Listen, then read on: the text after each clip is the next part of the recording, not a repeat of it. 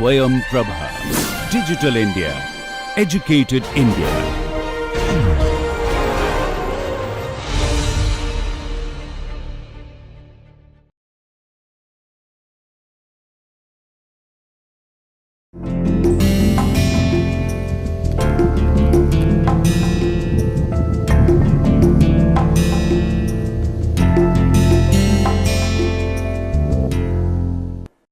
Welcome to lecture number 21. So in this lecture we will more focus towards fabrication of ceramic matrix composite.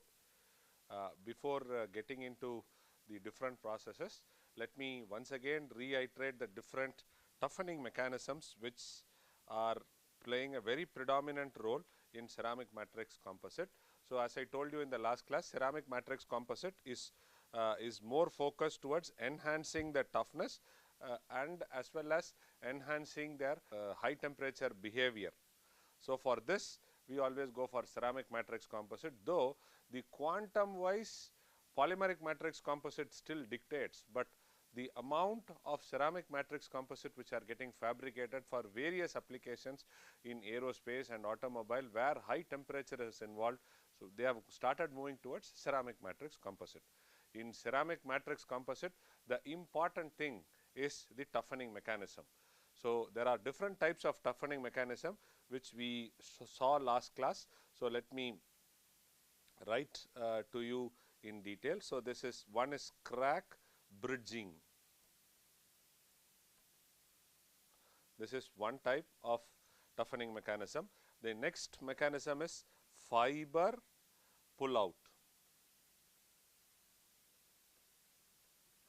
The third mechanism is going to be debonding and crack deflection. The next one is going to be crack pinning, and the last one is going to be transformation toughening.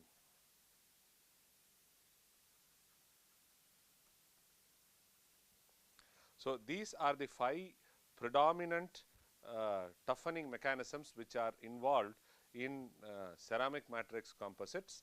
So here, because of the introduction of reinforcement particle, these are the benefits which we get. So when we try to talk about crack bridging, yesterday we went through a little bit, so I will just draw. Suppose if we have a ceramic matrix composite and these are the fibers which run along.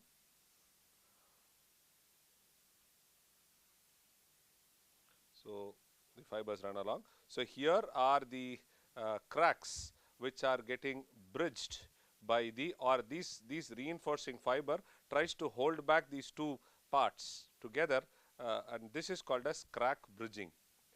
The next one is fiber pull out.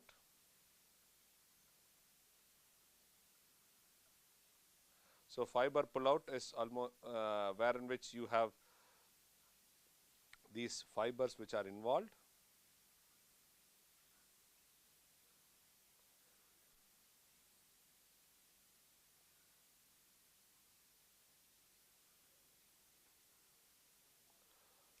So here if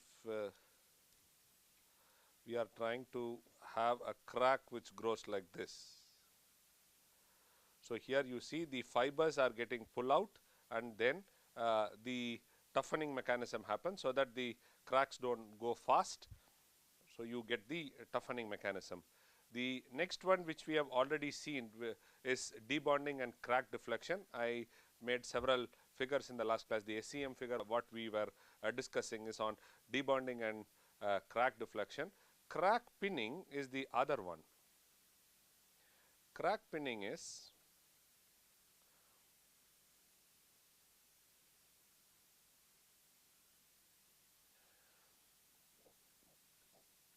these are particular types reinforcement. So here are some particulates which tries to stop the crack which is further growing. So these things are called as crack pinning. The recent one which people have been talking about is transformation toughening. This happens predominantly by adding zirconia as a particulate in the ceramic matrix composite. So let us see that in detail. Okay, so this is the phase transformation toughening.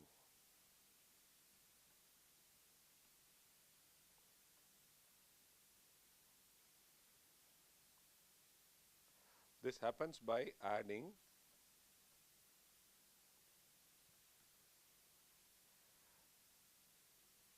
tetragonal zirconium particles. First point. The next point is the tetragonal ZR gets transformed, undergoes martensitic transformation.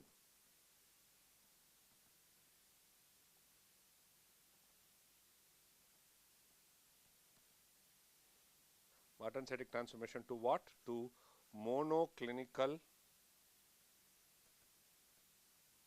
phase.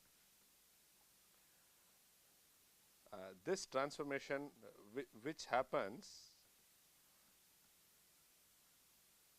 because of stress, because of external stress whatever we apply, this transformation happens.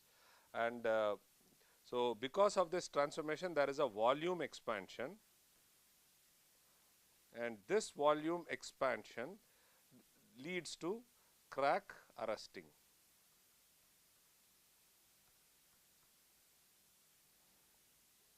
So here the particle size is critical.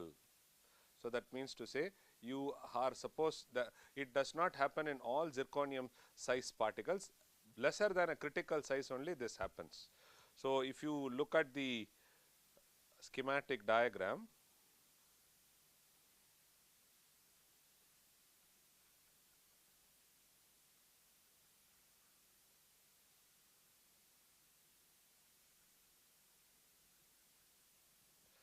this is the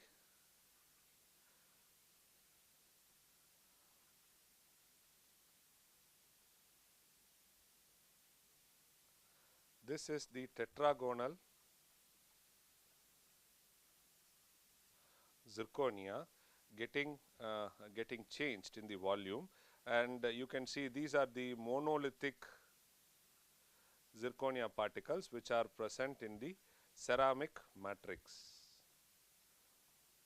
These are monoclinic, not monolithic, monoclinic zirconia. Monoclinic zirconia. So this is a transformation toughening mechanism. This is a fifth transformation toughening mechanism. All these mechanisms are used while building up the ceramic matrix composites. So this is very, very important. Why are we going to ceramic matrix composites? Is only to enhance the fracture toughness behavior, and then on high temperature bringing in some changes. So these are the two necessary things which pushes us hard to go to ceramic matrix composite. Of course, ceramic matrix composites are very light as compared to that of polymer matrix composite. Today the the complete turbine GE turbines, they are all completely moving towards ceramic matrix composites. Now let us go into the fabrication of ceramic matrix composites. So the classification of infiltration. What is infiltration? There is a free space, you are trying to push some material inside. So here what happens, we try to take a ceramic powder, then we try to compact that ceramic powder into some preformed shape, and then when we try to compact, we make sure that we leave enough of pores. Through these pores you can try to push in whatever material you want. For example, you can push in polymer, you can push in metal, whatever you want you can push. It depends on the pore size as well as what is the principle of capillary action you bring in there. So this is what is a basic mechanism in ceramic matrix composites fabrication. So the classification of infiltration method of ceramic matrix composites fabrication, all the infiltration techniques incorporates the following stages of fabrication. So one, as I told you, we make a preform of whatever shape you want. For example, let me take the aluminium metal matrix composite, wherein which on the top alone they have the ceramic crown, which is given for the piston. For very high temperature applications we do. So what we do, we make the piston by casting process or high pressure die casting process. Then the topmost portion where the crown, it is going to be exposed to very high temperature. So what we do is we try to make a preform. So this preform can be made out of powder, or it can be made out of slightly longer fiber. So that is what is a preform made. A preform is of a required shape is prepared by laying and molding the fiber reinforced face. Then what we do is we deposit the interface, which we discussed last time. The fiber are coated with interface during either the filament production or after the preform formation. So what is this? I told you about the capillary action to suck through these pores. So now what you do is, rather you can pressurize. The other way around is you can also give it some coating such that it of its own tries to catalyze the process. So that is deposition of interface.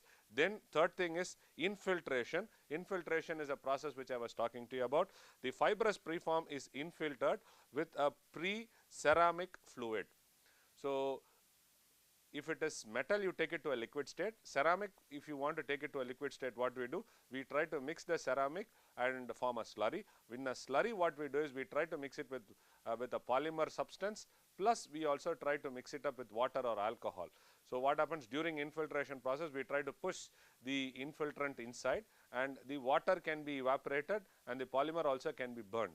So now what you get is a ceramic slurry which was there. Now all the burning goes off. Now the ceramic gets retained. So now that is how you form a ceramic matrix composite.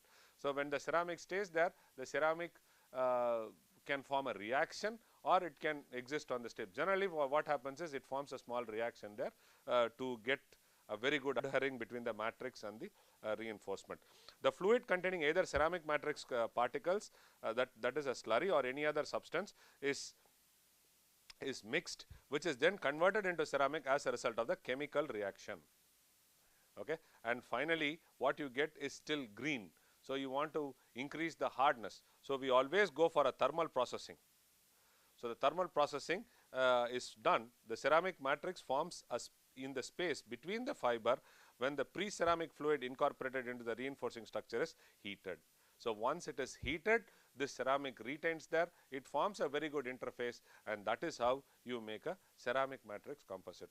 So when I said thermal process, majority of the thermal process when you do with polymer, we always do pyrolysis reaction. So pyrolysis reaction we do, so convert the polymer into a required ceramic material. So we do that, or we try to do it with very high temperature isostatic pressing HIP and other things where high temperature is applied, so that we get a very good composite. So polymer infiltration and pyrolysis process, which is otherwise called as PIP. PIP is a very common process in ceramic matrix composites. So the polymer infiltration and pyrolysis. So here are the steps which are there. Whatever I have dealt earlier, the same steps are followed. Step 1, a ceramic preform is formed. Step 2, you see that you have a infiltration with pre-ceramic polymer. So then the polymer matrix composite is formed. Then what you do is you do pyrolysis. Pyrolysis at 800 degrees to 1300 degrees, you try to take a furnace and then try to take the temperature to that. Anything above 1000 degrees Celsius, it demands a special kind of furnace. So as and when you go higher and higher and higher, the furnace becomes very expensive. So anything above 1000, the furnace cost goes high.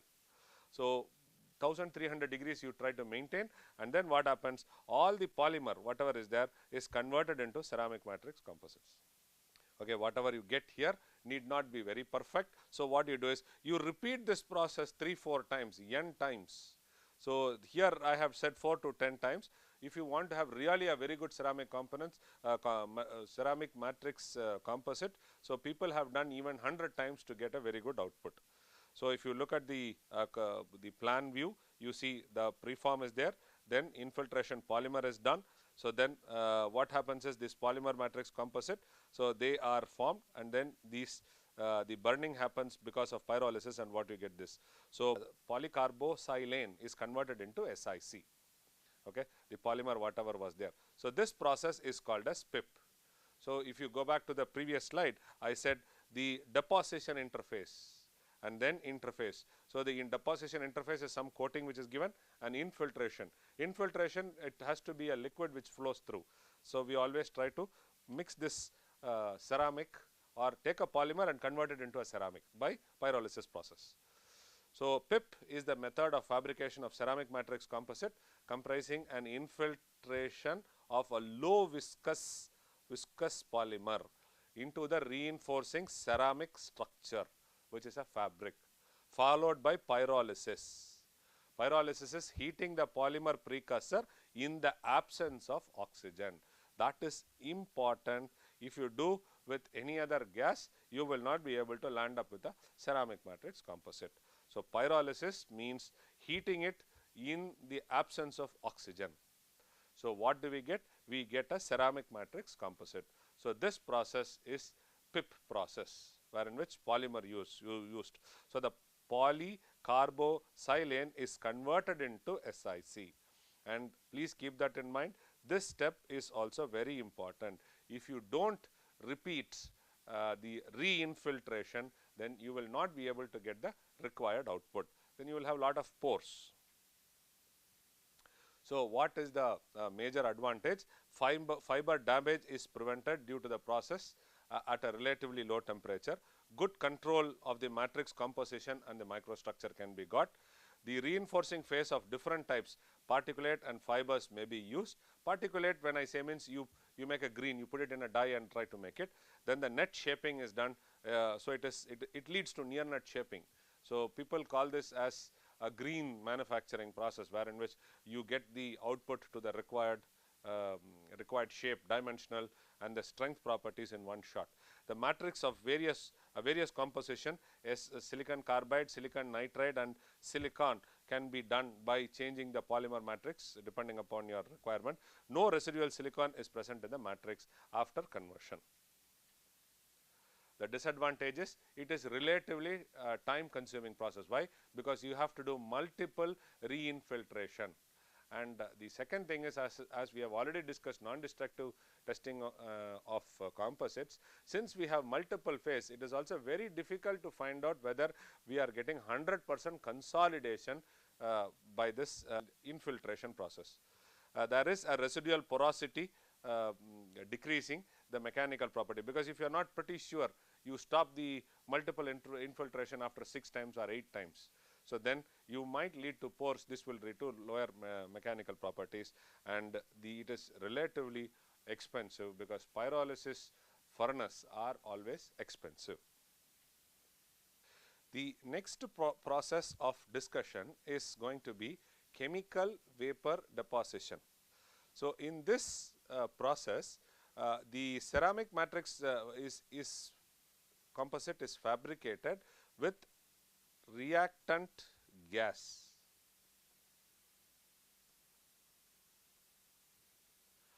This gas, what happens? It undergoes a process of diffusion. Okay, this diffusion in a isothermal porous preform. So that means to say there is a heat, and you can use here long fibers. Ceramic fibers can be used for making the deposition. So here a reactant gas is used. For example, we try to form CH3 Cl3 Si, which gives you silicon carbide plus 3 HCl. So here what happens? This is used for making SiC matrix. So here, as I said, diffusion is involved. So it is very similar to that of this process is similar to that of CVD, chemical vapor deposition.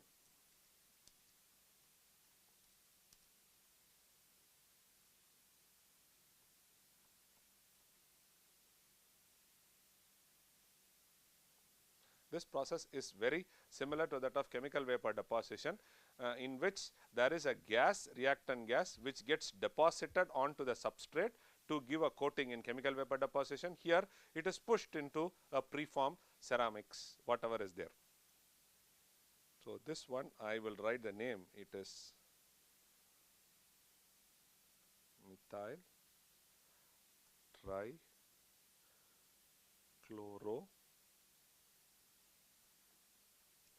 trichlorosilane is the gas. It reacts with a very high temperature and then it tries to form SiC. SiC is a very commonly used ceramic matrix for various applications. So this is otherwise also called as MTS. Okay. So let me write down some of the steps here. So the deposition, the preform is filled with gas. So when I say gas, this MTS will also, sometimes we will also use some carrier gas, so that with this will try to help in deposition of faster rate. So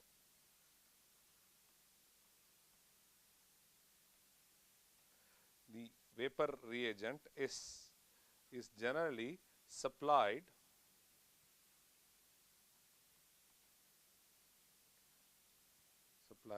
in the presence of H2 or argon gas or helium gas. In the presence, these gases are allowed to deposit, and then ceramics on this reaction it tries to form. So this process is called as chemical vapor infiltration. So this is the induction heating coil where the preform is heated. Then we have, this is a hot region. So these are the preforms, this is the hot region, whatever is there. So vapor reagent is pushed in from the bottom, that is the MTS here. So it is pushed in from the water, so bottom, and then you have a cooling cold bottom there, so that the gas goes in, so it gets deposited and you form. So here the temperatures are very high, we always use a graphite crucible or a graphite holder is used. So after the reaction, the gas is allowed to exhaust and it goes into the atmosphere. Generally it is not in the free atmosphere, but in into an exhaust. So there are different types of chemical vapor infiltration process. So one is called as isothermal or isobaric. So isothermal, constant temperature, isobaric is also there, for constant pressure we can do it, that is called as ICVI. You can also have temperature gradient, TGCVI. You can also have isothermal forced flow, IFCVI. So these are all variants of the process wherein which it is used for used to make the ceramic matrix composite in a high quality output. So the thermal gradient forced. So if you see that it is all combination of the isothermal and thermal gradient, isothermal forced flow. So these are some of the different types of chemical vapor infiltration process which is used for making ceramic matrix composite. So the advantages are the low fiber damage is due to low infiltration temperatures, that is one, and second thing, since it is gas, so not much of high pressure is applied there. Then the matrix of the high purity can be fabricated, because it basically depends upon the gas, reactant gas, CVD process. No? So it is a reaction. So here we used an MTS for making SiC. The low infiltration temperatures provides a low residual mechanical stresses which are there. The enhancement in mechanical properties in terms of strength, elongation, toughness can be done. A good thermal shock resistance is brought in. So ceramic matrix composite is why is ceramic converted into CMC is because of two reasons. One is fracture toughness and the other one is thermal shock resistance. These two are very valid points which are trying to push ceramic to ceramic matrix composite. So in that case, if you see CVI process gives you a very good thermal shock resistance, then creep and oxidation resistance. The matrix of various compositions can be fabricated. SiC, we saw an example using MTS, which gets the gas along with the reagent of hydrogen, it gets into the preform, forms SiC, plus it releases HCl also. So you can have carbon, you can have silicon nitride, you can have boron nitride, boron carbide and zirconium carbide as the matrices. The interfaces may be deposited in situ. So the disadvantages are, this is a slow process, the porosity, even after all these things there is a porosity which is coming of 10 to 15%. All the ceramic matrix composite fabrication process is highly capital intensive and the production cost is extremely high. The next process of discussion is going to be liquid silicon infiltration process, which is otherwise called as LSI.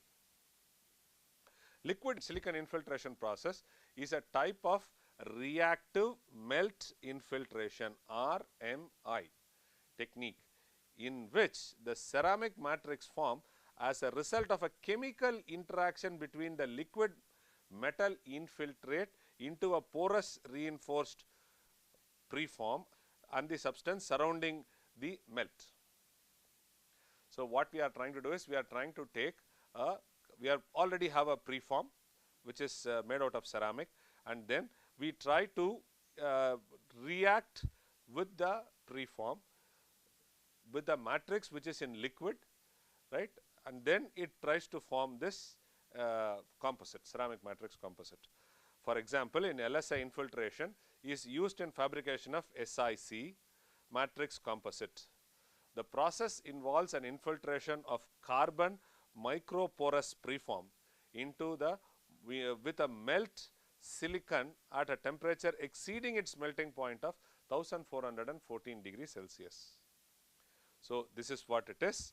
So liquid silicon infiltration process, polymer, impregnated fiber, I told you the common steps, so that is there. From there what happens, it goes to pyrolysis, it gets converted into carbon, so you form a carbon matrix composite, right. The next one is we try to put this carbon matrix composite inside a liquid silicon, and then through capillary action this Si goes into this carbon matrix composite and forms SiC matrix. So this process is called as silicon liquid infiltration process, and it is one of the classification of RMI. So it is reactive melt infiltration. It tries to react. So now the silicon whatever enter inside tries to react with the carbon and tries to form a silicon carbide matrix. So this is used. So the reinforcement fiber can be carbon also. So it can be SiC-C ceramic matrix composites. And if you see all these fiber which are getting reinforced, so the mechanisms which we discussed in the beginning of the lecture on varying types of mechanism, fiber breakage, fiber pull out, bridging of cracks, all these things can happen in this ceramic matrix composites. So the advantage is going to be this is low cost, the production it needs a very short production time, it has a very low residual porosity, because you first do the polymer matrix, convert to pyrolysis, and then that step also can be reiterated. For example, if you this step can be reiterated several times to get the packing of carbon in between the reinforcement. So thermal conductivity is very high, electrical conductivity is done, then it is also made to near net shape fabrication. So the disadvantages are the high temperature molten silicon. We are talking about a temperature of 1414, right. So 1414. So if you want to have 1414 degrees Celsius in a crucible, now you have to see what should be the temperature of the crucible, and next on top of it, what should be the heating mechanism for this crucible, so that you try to maintain at 1414 degrees Celsius. it is really expensive, and the technology is IP, it is protected technology. So the molten silicon is maintained at a temperature exceeding its melting point of 1414. So the residual silicon is present in the carbide matrix, that is one problem, and it has a low mechanical property so that it as compared to the others. The next one process is called as direct oxidation process. In direct oxidation process, this is also one kind of RMI. So here in which we involve a formation of the matrix in the reaction of a molten metal with an oxidizing gas. That is why it is called as direct oxidation process. So here RMI, reactive metal infiltration, is done. So here the matrix which is pushed into the preform reacts of a molten metal reacts, and then in the presence of oxygen it forms a ceramic matrix composite. So the preform of the dispersed phase is placed on a surface of a parental molten metal in an atmosphere where oxygen is rich. So there are two conditions are necessary for conducting this direct oxidation process. One is dispersed phase is wetted by the melt. Dispersed phase does not oxidize in an atmosphere of oxygen. The dispersed phase, that means to say the preform must be wetted so that you bring in good interface. And the next thing is, if it is oxidized, then it will not allow the liquid metal to flow through. So the liquid metal oxidizes when it is in contact with the oxygen, forming a thin layer of ceramic with some dispersed phase incorporated in it. So these two conditions are again very, very important. So one, the dispersed phase, the ceramic should be wetted and then it should not react. The liquid metal when coming in contact with the oxygen forms a thin layer of ceramic with the silicon with the dispersed phase, which brings in the ceramic matrix composites. So the figure is like this: molten metal. So here are the preform kept. Here is a molten metal. So what we do is we try to put oxygen on top, right? So then what happens? The due to capillary action or due to force, this metal slowly gets inside. Is moved by capillary action inside this preform, and then the oxygen which is there, it reacts with the oxygen, and then it tries to form a ceramic matrix composites. So this is the barrier. So here is the oxygen which is rich. So the two important points are the dispersed phase is wetted by the melt, right? The dispersed phase is wetted by the melt. Dispersed phase does not oxidize in the presence of oxygen. Next is the liquid metal oxidized when comes in contact with the oxygen, forms a thin ceramic layer with some dispersed phase incorporated into it. So this is a process for direct oxidation process. Okay. So this is also part of our reactive melt infiltration, RMI. So if you see that RMI is direct oxidation process is an RMI process, and liquid silicon infiltration is also an RMI process. So what are the advantage? It has low shrinkage, near net shape can be made, it is inexpensive because you don't need to have very high pressures in pushing, and the raw material is also inexpensive. It has a good mechanical property at very high temperature in the presence and due to the absence of impurities, it is very good. It has very low residual porosity in it. The disadvantages are going to be it has low productivity, and the residual aluminum may be present in the oxide, which tries to react and form oxides, and this will try to reduce the mechanical properties. The next process for fabrication is going to be slurry infiltration. So what is slurry infiltration? So here what we do is we try to make the slurry which is pre-coated and then onto a fiber. So here is a fiber which passes through. Here is a slurry tank which has a mixture, a slurry tank which has a mixture of polymer, which has alcohol, plus it tries to mix with some ceramic. Okay. So this is a slurry. So this slurry, the fiber passes through the slurry, and then the fiber gets dried up, the slurry gets dried up, and then it gets into a tape form. So here it is 1D, so you can also have 2D. That means to say a cloth along this direction, you can have one more which goes like this. Okay, so you can, this is something like a mat also you can have.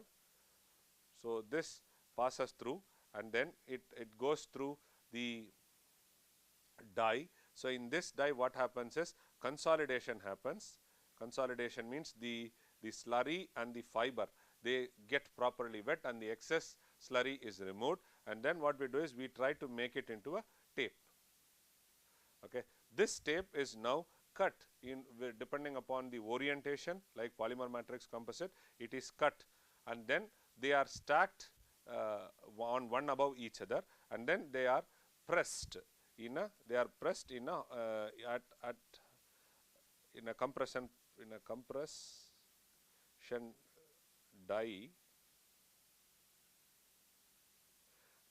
die. It is pressed like your compression molding process. It is pressed at 500 degrees Celsius, and all the binders are removed.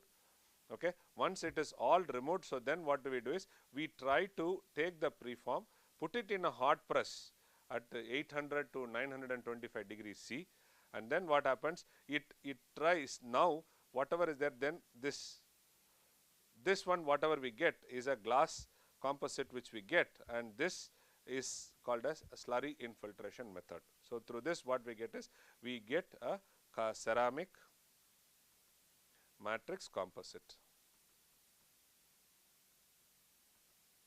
It's like your pre-peg. You can get these tapes also, they are available in market. So here you put according to the orientation, and then you try to remove the binder first round, and you can try to do. Why are we doing at 2 stages? Because if you can directly do it at hot press, right? But the problem is if these binders are not removed, and at hot press if it is getting removed, it might stick on, or it might create pores.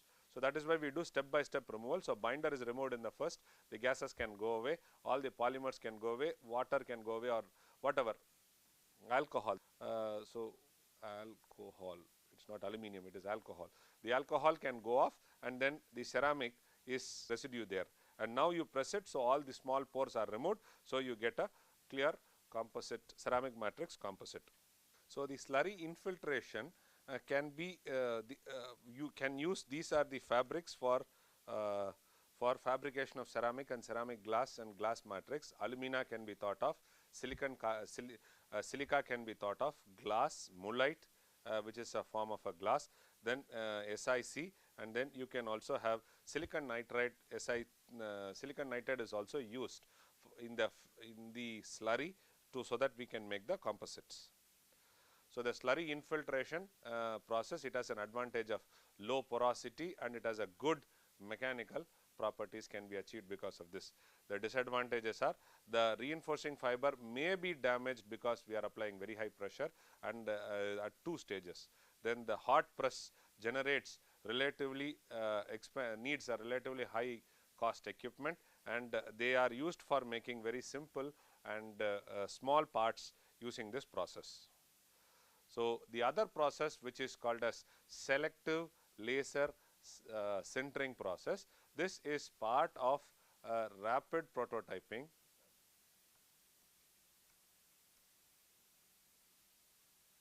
Which is part of rapid prototyping technique. So this is also used for making ceramic matrix composite. So here what do we do is, you can see here there are 2 powder feed units are there. 2 powder feed units are there. So in between what you have is a table. So this is the table what you have. So predominantly what we do is we try to take the ceramic powder and mix it with the reinforcing powder. We do the reinforcing powder, or what we do is we try to take the ceramic and try to coat the ceramic with for example in a slurry form, we try to coat with the reinforcing, and then we allow it to dry and keep the powders here. So this is a powder supply, powder feed supply is done here, and here it is also there. So what happens is there whenever the in rapid prototyping is always called as layered manufacturing. Layered manufacturing. In layered manufacturing, what we do is we try to build the product layer by layer by layer.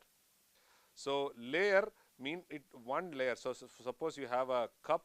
So this cup is made layer by layer. It is built layer by layer by layer. So this layer has a Z, has a thickness. So this thickness will be the layer thickness here. So every time when you try to sink the table by Z, a thickness, so then what will happen? The powder, the powder feed supply unit, this will advance by a certain height, and then the powder will be moved from here to the center table. Okay, that is done by a roller. The roller is otherwise called as leveling roller. The leveling roller tries to move the powder, which is a ceramic and reinforcing mixed powder, into the center table. So now in the center table, what will happen is we will use a laser. This is a laser which comes and the laser power depends upon the material. So the laser hits on a galvo stage. So then that the information, whatever was there, one layer information, is now transferred to the table, and the laser hits at the table and sinters the shape whatever you have in one layer. For example, if this is a cup, this is one layer. If you see the cross section, this will be something like this, something like a ring. So now what has happened? The laser will try to establish a boundary, and then it will try to generate the thickness, and then also try to have a inner boundary. So with this, one layer information is made. So the laser is used to hit at the workpiece and then at the table, and then create a layer of information. By this way, you can also selectively use laser and follow a sintering process to get a ceramic matrix composite.